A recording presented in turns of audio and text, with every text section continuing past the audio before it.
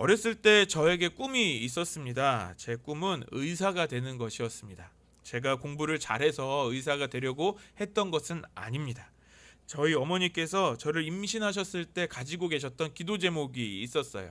그 기도 제목은 뭐냐면, 하나님, 이 아이를 낳으면 이 아이가 슈바이처 박사와 같이 저 아프리카 오지에 의료 봉사하는 그런 의사가 되게 해주세요라고 저희 어머니가 기도하셨다고 합니다.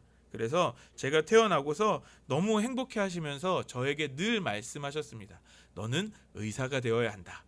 너는 꼭 슈바이처 박사와 같은 의사가 되어야 한다라고 가르쳐 주셨어요. 그래서 제가 혼자 책을 읽을 수 있을 때쯤이 되었을 때 분명히 저희 집에 위인전기 세트가 있음에도 불구하고 그 안에 슈바이처 박사가 또 있거든요. 그럼에도 불구하고 따로 슈바이처 박사 위인전을 따로 사셔서 읽게 하기도 하셨어요. 그래서 읽으면서 생각했습니다. 난 이런 사람이 돼야 되는 거구나. 계속 엄마가 얘기하니까 그게 운명인 줄 알았습니다. 그런데 저희 어머니가 한 가지를 모르셨어요. 그건 뭐냐면, 슈바이처 박사가 아프리카에 의사로 봉사 나간 게 아니라 선교사로 갔었다는 걸 저희 어머니께서 모르셨다는 겁니다. 그래서 저는 어린 시절에 당연히 의사가 되어야 한다라는 큰 사명을 가지고 그렇게 열심히 공부하진 않았지만 그냥 무조건 그 세뇌된 거 있잖아요. 너의 꿈은 뭐야? 의사요. 넌 뭐가 될 거야? 의사요. 뭐 이렇게 이야기하고 살았습니다. 그러다 저의 인생에 가장 큰 어려움이 한 가지 찾아왔는데요. 초등학교 3학년 때 신체 검사를 하면서 제가 정록색약이라는 것을 알게 되었습니다. 놀랬습니다. 정록색약이면 의사가 될 수 없다라는 이야기가 굉장히 큰 충격이었습니다. 그래서 저희 어머니도 굉장히 충격을 받으셨을 거예요. 받으셨던 것 같습니다. 동네 안과 병원 찾아가서 이게 정말 이 검사 결과가 맞는지 의사의 진단까지 받기도 했습니다. 근데 정말 색약이 맞았습니다. 이제 중요한 건 이제 제가 문제인 거죠. 이제 나는 어떻게 살아야 되지? 라는 고민을 초등학교 3학년 때부터 하기 시작했습니다. 어린 나이에 고민이 많아졌어요. 분명히 어렸을 때부터 엄마가 너는 의사가 되어야 돼 라는 생각을 계속해서 주입시켜 주셔서 그렇게 살았는데 이제는 저의 꿈이 없어진 거예요. 그래서 그때부터 예수님 만나기 전까지 저의 꿈의 방황의 시기를 보낸 것 같습니다. 여러 가지를 얘기해봤던 것 같아요. 대통령도 돼볼까, 뭐 연예인도 해볼까, 뭐 뭘 해볼까, 저걸 해볼까, 뭐 여러 가지를 생각을 하다가 그런 방황하는 가운데 제가 중학생 때 이제 중2병이 걸린 저는 한 가지 결론을 내렸습니다. 그거는 영어 선생님이 되고 싶었어요. 영어 선생님이 되고 싶었던 이유는 제가 영어를 좋아해서 그랬고요. 첫 번째로는. 두 번째로 그 저의 중2병 걸린 그 사춘기 소년의 마음은 누군가를 가르치는 게 굉장히 가치가 있구나라는 생각을 했던 것 같아요. 그래서 선생님들이 너무 멋있어 보였고 저도 그런 선생님이 되고 싶은데 어떤 선생님이 될까 하다가 영어 선생님이 되고 싶었습니다. 오늘날 우리 시대에도 선생님이 된다는 건 너무 멋진 일 같습니다. 이 시대를 이끌어갈 다음 세대를 키워내는 너무너무 중요한 일이죠. 요즘 우리 교회뿐만이 아니라 우리나라의 교회 안에 선생님이 너무나 중요해지고 있는 시대가 되고 있습니다. 선생님들이 너무너무 많이 필요합니다. 그런데 대부분의 교회들에서는 교사가 없다, 너무 부족하다라고 소리를 지릅니다. 제가 잠깐 동안 섬긴 것이 아니라 그냥 다녔던, 어머니랑 같이 다녔던 교회가 있어요. 안산에 아주 큰 교회가 있는데요. 제가 기억하기로는 연말, 연초였던 것으로 기억하는데 아주 추운 겨울이었습니다. 예배를 마치고 이제 성도들이 다 이제 예배당을 밖을 나오는데 그 정 가운데에 큰 로비가 있거든요. 그 로비에 유치부 어린아이들부터 중고등부 청년들까지 막 떼거지로 이렇게 막 몰려 서가지고 사람들을 맞이하는 거예요. 나오는 사람들을 맞이하면서 아주 큰 소리로 외치는 말을 들었습니다. 그 말이 저에게 있어서 굉장히 충격적이었는데요. 뭐라고 얘기했냐면 우리 선생님이 되어주세요 라고 외쳤어요. 정말 당황스러웠습니다. 그 교회가 안산에서만 큰 게 아니라 전국에서 손에 꼽히는 교회거든요. 그런데 그렇게 큰 교회라고 소문난 교회인데 교사가 없다는 게 이해가 되지 않았어요. 그런데 이게 요즘 한국 교회의 현실이라는 겁니다. 교회 학교의 교사를 구하기가 너무너무 어렵다고 합니다. 그런데 오늘 본문에서 이 야고보서의 저자인 예수님의 형제인 야고보는 오히려 우리에게 이야기합니다. 선생이 되려고 하지 말라고 말씀하고 있습니다. 우리 1절 말씀을 같이 읽어볼까요? 시작. 나의 형제자매 여러분, 여러분이 선생이 되려고 하는 사람이 많아서는 안 됩니다. 아는 대로 가르치는 사람인 우리가 더 큰 심판을 받을 것입니다.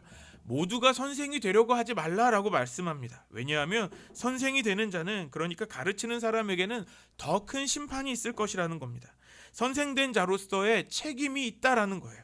그 책임이 그만큼 크다라는 겁니다. 한 영혼을 가르치고 키워내는 일이 절대 가벼운 일이 아니죠. 그런데 잘못 가르치면 어떻게 됩니까? 아주 큰 안 좋은 결과가 나타나게 되기도 하는 것입니다. 계속해서 2절 말씀도 읽겠습니다. 시작. 우리는 다 실수를 많이 저지릅니다. 누구든지 말에 실수가 없는 사람은 온몸을 다스릴 수 있는 온전한 사람입니다. 누구든지 선생이 되지 말아야 될 이유를 말씀하는 것이죠. 모두가 온전한 사람이 아니다라는 것입니다. 우리 모두가 실수를 많이 저지르기 때문에 그렇습니다. 그래서 한 영혼을 책임지고 가르쳐야 될 사람은 쉽게 실수를 저지르지 않을 완전한 사람이 되어야 한다라는 거예요. 그런데 우리 인간은 어떻습니까? 너무 쉽게 말의 실수를 하게 되는 것이죠. 5절과 6절 말씀 또 읽겠습니다. 시작. 이와 같이 혀도 몸의 작은 지체이지만 엄청난 일을 할 수 있다고 자랑을 합니다. 보십시오. 아주 작은 불이 굉장히 큰 숲을 태웁니다. 그런데 혀는 불이요, 혀는 불의의 세계입니다. 혀는 우리의 몸의 한 지체이지만 온몸을 더럽히며 인생의 수레바퀴에 불을 지르고 결국에는 혀도 게헨나의 불에 타버립니다. 우리가 자주 하는 실수는 말에 있습니다. 그런데 이 말에 대한 실수가 아주 작은 것이지만, 이 작은 아주 혀놀림이지만 엄청난 결과를 가져온다라는 것이죠. 작은 불이 큰 숲을 태우듯이 큰 영향력을 갖게 됩니다. 우리가 자주 하는 속담이 있죠. 말 한마디로 천냥빛을 갚는다라고 말하죠. 말에 대한 우리 조상들의 가르침에 대해서도 우리의 말이 얼마나 중요한지, 얼마나 큰 영향력이 있는지를 가르쳐주고 있습니다. 그런데 우리는 너무 쉽게 우리의 말에 실수를 할 때가 많다는 것입니다. 그래서 오늘 야고보는 모든 성도들에게 말합니다. 누구나 선생이 되려고 하지 말라라는 것입니다. 그만큼 우리 모두가 너무 쉽게 말실수를 하고 있기 때문에 그렇습니다. 우리가 했던 작은 말의 실수들은 어떤 것들이 있습니까? 또 우리는 살아오면서 얼마나 많은 실수들을 하면서 살아왔습니까? 이 시간에 우리가 했던 그 실수들 하나하나를 이야기해 본다면 아마도 밤을 새워도 모자랄 것 같습니다. 우리 인생에서 가장 큰 후회가 있다면 아마 그때일 것입니다. 그때 내가 나도 모르게 말했던 그 말실수 있을 것 같습니다. 그때는 내가 너무 쉽게 내뱉었던 말 한마디였는데 지금의 그 우리의 인생을 바꾸는 영향력을 주게 되었습니다. 아마 우리가 그때 쉽게 말을 내뱉지 않았다면 아마 우리는 지금처럼 살고 있지 않을지도 모르겠습니다. 말 한마디로 천냥빚을 갚을 수도 있지만 또 말 한마디로 천냥빚을 불릴 수도 있는 것이죠. 그렇다면 오늘 우리의 입술을 어떻게 사용해야 할까요? 오늘 본문의 결론은 한 입으로 두 가지 말을 동시에 하지 말라라고 말씀하는 것입니다. 우리 9절부터 12절 말씀을 다시 한번 읽겠습니다. 시작. 우리는 이 혀로 주님이신 아버지를 찬양하기도 하고 또 이 혀로 하나님의 형상대로 지음을 받은 사람들을 저주하기도 합니다.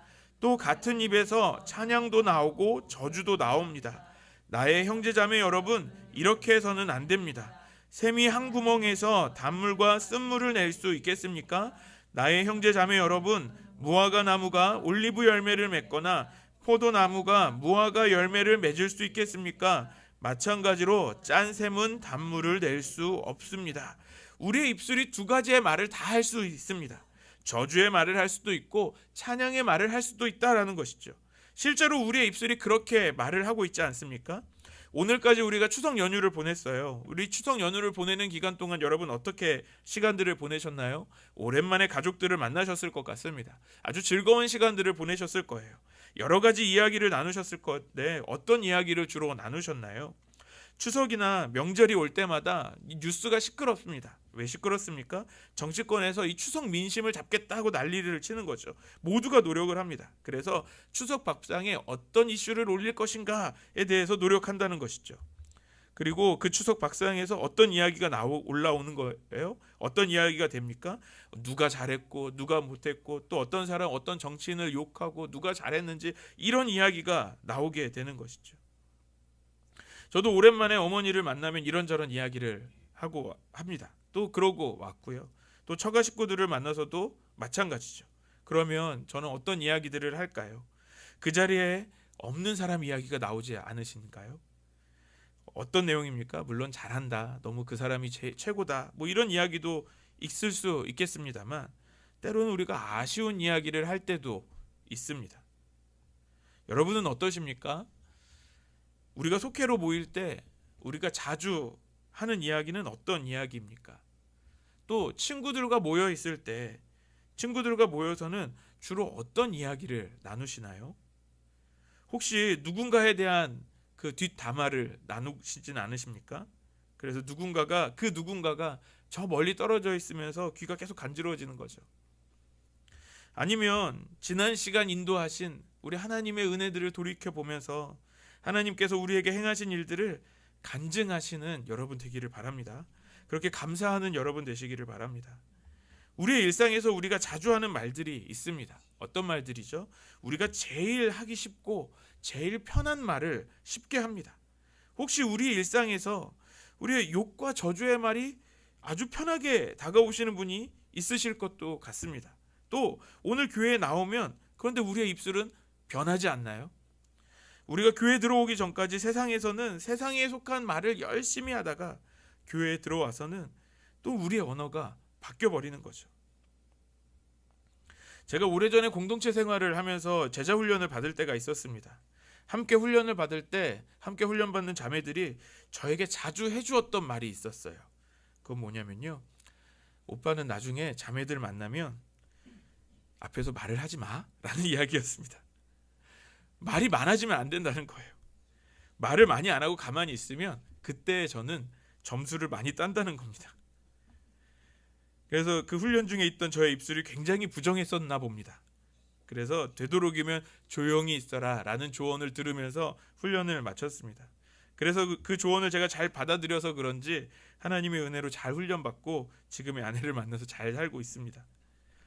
요즘 우리나라 연예인들 사이에서 큰 이슈가 있는데요. 그건 뭐냐면 인성 논란이에요. 아주 잘생기고 멋진 외모를 가지고 있는 연예인들이 있습니다. 아주 영향력 있는 연예인들이죠. 그런데 그가 내뱉은 그 말들이 그의 잘생긴 외모를 덮어버리는 거예요. 그의 말들이 너무 부정해서 더러워서 그가 아무리 인기가 있었고 잘생겼다고 할지라도 그의 인기가 순식간에 곤두밭을 치게 만듭니다. 아예 그 연예계에서 사라지게 만들기도 하는 것이죠. 오늘 우리 성도들의 입술도 굉장히 중요합니다. 우리가 교회 안에서는 천사같이 말할 수 있어요. 또 그러나 우리 세상에 나가서는 우리의 입술이 아주 더러워질 수도 있는 겁니다. 야고보서의 핵심 메시지는 믿음에 대한 것인데요. 야고보서 2장 17절 말씀에 보면 이와 같이 믿음에 행함이 따르지 않으면 그 자체만으로는 죽은 것입니다. 행함이 없는 믿음은 죽은 믿음이라는 것을 말씀합니다. 이것은 무엇이냐면 우리의 믿음이 우리의 삶에 드러나야 한다라는 것입니다. 우리를 보는 사람들이 우리의 모습을 보면서 정말 믿음이 있는 삶의 모습이 무엇인가를 볼 수 있어야 한다라는 거죠. 그래서 우리의 입술이 정말 중요합니다. 우리의 입술은 성도의 삶의 모습을 보여주는 것이기 때문에 그렇습니다.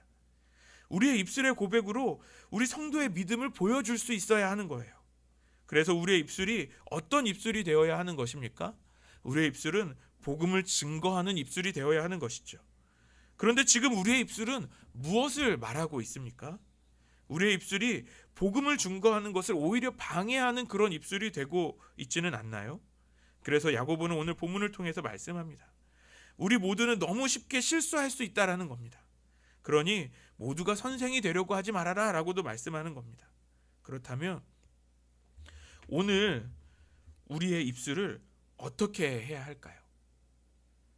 우리가 너무 쉽게 부정한 것을 말하는 우리의 입술을 어떻게 해야 될까요? 우리의 입술을 길들여야 하는 것입니다. 오늘 본문 7절과 8절 말씀을 같이 읽겠습니다. 시작. 들짐승과 새와 기는 짐승과 바다의 생물들은 어떤 종류든지 모두 사람이 길들이고 있으며 길들여 놓았습니다. 그러나 사람의 혀를 길들일 수 있는 사람은 아무도 없습니다. 혀는 걷잡을 수 없는 악이며 죽음에 이르게 하는 도구로 가득 차 있습니다. 아멘. 하나님께서 인간을 만드셨죠. 인간을 창조하시면서 이 세상의 모든 만물을 다스리라고 말씀하셨습니다. 그 안에는 하나님이 지으신 모든 생물들을 포함합니다. 그래서 우리가 동물원에 가보면 정말 하나님께서 말씀하신 대로 인간이 그런 능력이 있다라는 것을 우리가 쉽게 볼 수 있죠. 아무리 무섭고 사나운 맹수가 있다고 할지라도 인간에게 길들여집니다. 땅속에 있든 물 속에 살든 하늘을 날든 그 모든 동물들을 길들일 수 있다는 것이죠. 그런데 사람의 혀는 어떻다고요? 길들일 수 있는 사람이 없다라고 말씀하고 있습니다. 왜냐하면 그 혀는 걷잡을 수 없는 악이며 죽음에 이르게 하는 도구로 가득 차 있기 때문에 그렇습니다. 정말 그렇지 않나요? 여러분, 우리의 혀를 제어한다는 게 말이 쉽죠. 얼마나 어려운 것입니까? 그러면 방법이 없을까요? 누구도 쉽게 길들일 수 없는 그 혀를 우리는 어떻게 해야 할까요? 옛날에 사극에 보면 자신이 거짓말해서 막 이러면다고 혀를 자른다고 하는데 우리가 그렇게 해야 되는 것입니까? 그렇게도 할 수 없잖아요. 어떻게 해야 될까요? 오늘 본문에서 야고보는 둘 중에 한 가지를 선택해야 한다라고 말씀하는 것입니다. 우리 9절에서 12절 말씀 또 읽어볼까요? 시작. 주님이신 아버지를 찬양하기도 하고 또 이 혀로 하나님의 형상대로 지음받은 사람들을 저주하기도 합니다. 또 같은 입에서 찬양도 나오고 저주도 나옵니다. 나의 형제자매 여러분, 이렇게 해서는 안 됩니다. 샘이 한 구멍에서 단물과 쓴물을 낼 수 있겠습니까? 나의 형제자매 여러분, 무화과 나무가 올리브 열매를 맺거나 무화과 열매를 맺을 수 있겠습니까? 마찬가지로 짠 샘은 단물을 낼 수 없습니다. 우리의 혀는 무엇을 위해 만들어진 것입니까? 그것은 하나님을 찬양하는 것입니다. 그런데 우리가 하나님을 찬양하는 이 혀로 저주를 내뱉을 수 없다라는 거죠. 그래서 이 동시에 우리가 할 수 있는 두 가지의 것들 중에 우리가 무엇을 선택해야 하냐라는 것입니다. 여러분, 무엇을 선택해야 될까요? 하나님을 찬양하기를 선택해야 하는 것입니다. 사람을 저주해서는 안 된다는 것이죠. 하나님께서 우리의 입술을 왜 만드셨어요? 우리의 입술이 하나님이 창조하신 피조물들을 욕하고 저주하라고 만드신 것이 아니라는 것입니다. 하나님께서 우리의 입술을 지으신 목적이 있죠. 이제는 우리가 외우는 이 말씀, 이사야 43장 21절 말씀 같이 읽어볼까요? 시작. 이 백성은 나를 위하라고 내가 지은 백성이다. 그들이 나를 찬양할 것이다. 하나님은 우리를 찬양하는 존재로 만드셨습니다. 우리에게 욕하고 저주하는 입술을 주신 것이 아닙니다. 우리의 혀가 선택해야 할 선택은 한 가지입니다. 바로 찬양하는 입술이 되어야 한다는 것입니다. 우리의 입술이 그러면 하나님을 찬양하는 입술로 바꾸려면 우리는 어떻게 해야 할까요? 두 가지 방법이 있는 것 같습니다. 첫 번째는 우리의 입술에 말 그대로 찬양을 채우는 것부터 시작하는 겁니다.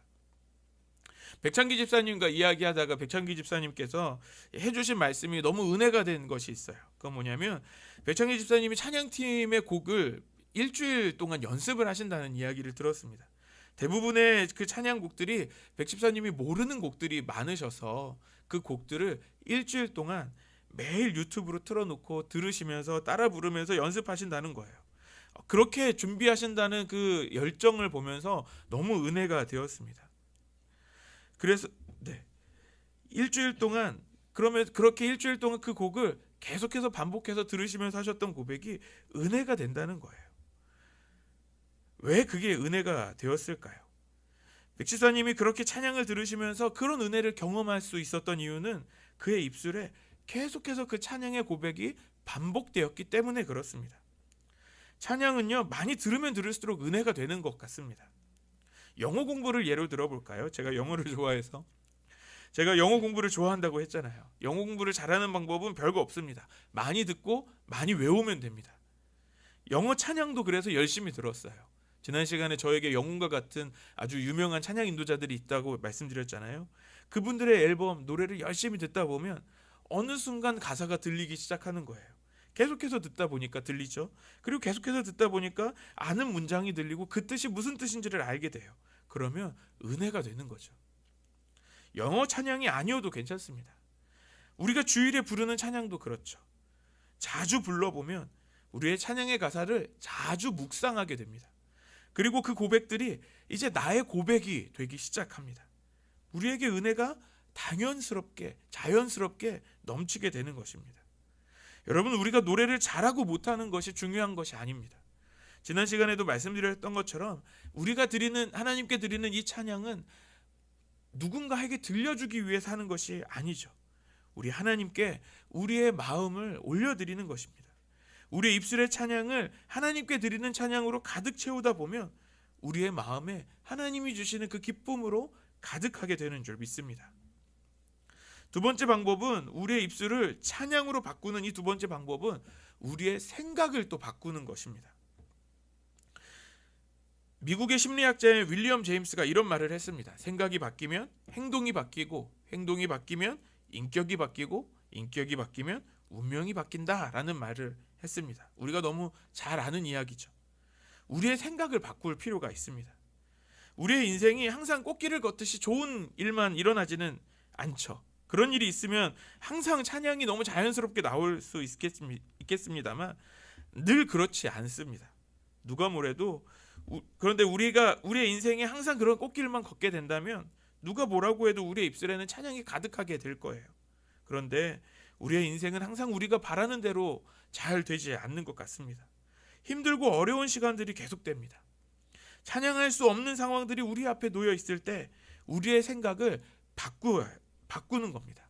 어떻게 해요? 그 상황에서도 찬양하기로 결정하면서 우리의 생각을 바꾸는 것이 필요하다는 것입니다. 요즘 젊은이들 사이에서 아주 유행하고 있는 그 단어가 있어요. 그 원형적 사고라고 하는 말이 있습니다. 우리 젊은이들이 너무 잘 아는 말인데요. 인기 아이돌 가수인 장원영 씨가 이야기하는 아주 초긍정 사고입니다. 혹시 이런 말 들어보셨나요? 완전 럭키비키잖아. 뭐 이런 말 들어보셨나요? 젊은이들이 했던 말들. 그 말이 이 사람에게서 이게 시작된 거예요. 여기 화면을 보시면 아시겠지만 이 장원영 씨가 어떻게 생각하냐면 어제 맛있는 스콘을 먹었대요. 그런데 자신이 정말 럭키비키인 게 막 가니까 도착하자마자 따뜻한 스콘이 나와서 정말 럭키비키인데 또 그것을 받아보니까 너무 따뜻해서 또 럭키비키고 또 이거 지금 먹어야 되겠어 먹으니까 너무 행복했다는 거예요. 모든 상황이 초긍정이에요. 지난 심야 기도회 때 지선 전도사님 우리 간증 들었잖아요. 저는 거기에서 그 딸의 고백이 굉장히 놀라웠습니다. 딸이 길 가다가 넘어져가지고 손목이 부러졌어요. 그래서 그 손목을 수술을 하고서 수술 자국이 남는다는 그 말을 듣고 그 딸이 뭐라고 말합니까? 우리 엄마 간증할 때 이제 내 얘기도 하겠네? 라고 하면서 행복해했다라는 이야기를 들었어요. 그 말을 들으면서 저것이 바로 초긍정사고 아닌가라는 생각을 했습니다. 사랑하는 여러분, 우리의 입술이 찬양으로 바뀌기를 소망합니다.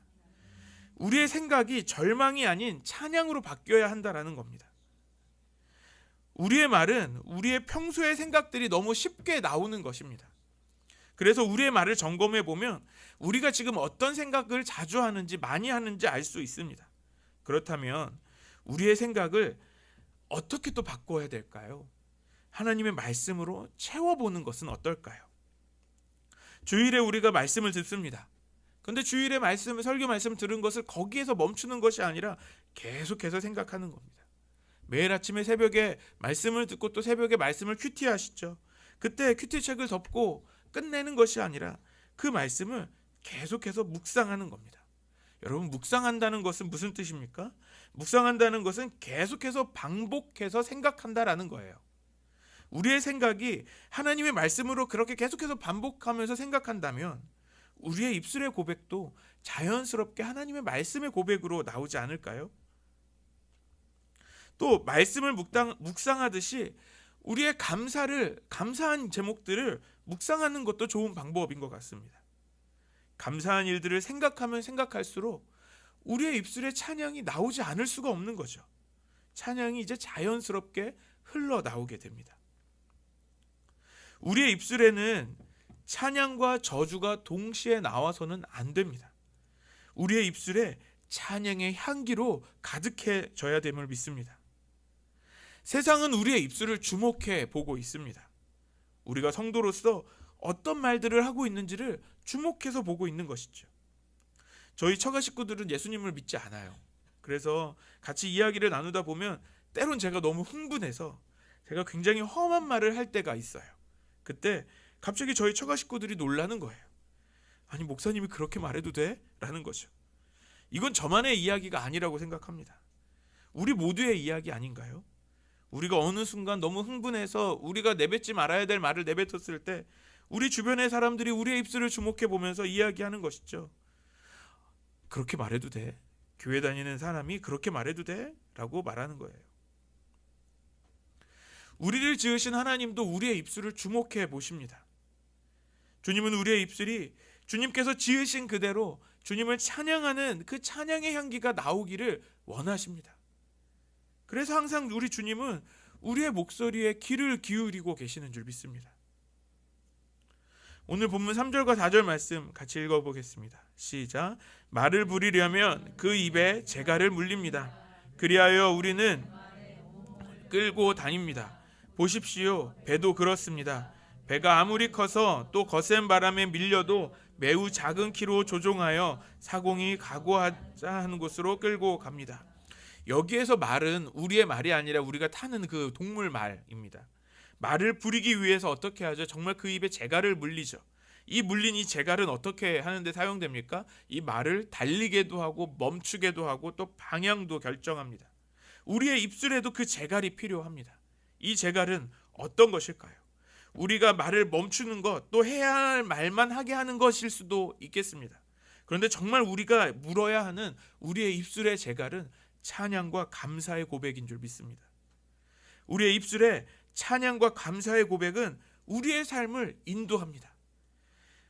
그 고백은 작은 것일 수 있지만 큰 배의 방향을 작은 키가 움직이는 것처럼 우리의 작은 고백이 우리의 인생의 방향을 결정하게 된다는 것입니다.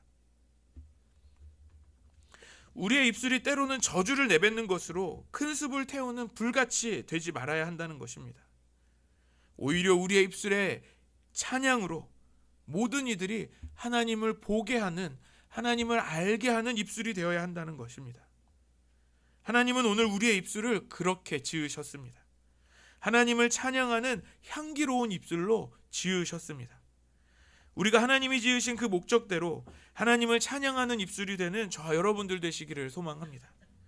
그래서 우리 안성 열린교회가 하나님을 찬양하는 그 향기로 가득한 교회 되기를 주님의 이름으로 축원합니다. 우리 다 같이 기도하시겠습니다. 살아계신 하나님, 감사합니다. 우리의 입술이 저주와 원망을 내뱉는 입술이었음을 용서하여 주시고 이제는 우리의 입술이 하나님을 찬양하는 향기로운 입술 되게 하여 주옵소서. 세상이 우리의 입술을 보고 있습니다. 우리의 입술을 통해 살아계신 하나님을 증거하는 입술이 되게 하여 주옵소서. 또 주님께서 보시는 우리의 입술이 하나님이 원하시는 그 찬양을 온전히 올려드리는 그런 입술 되게 하여 주시옵소서. 우리 안성 열린교회가 하나님을 찬양하는 향기로 가득한 교회 되게 하여 주시옵소서. 예수님을 증거하는 혀로 가득하게 하여 주시옵소서. 예수님의 이름으로 기도드립니다. 아멘.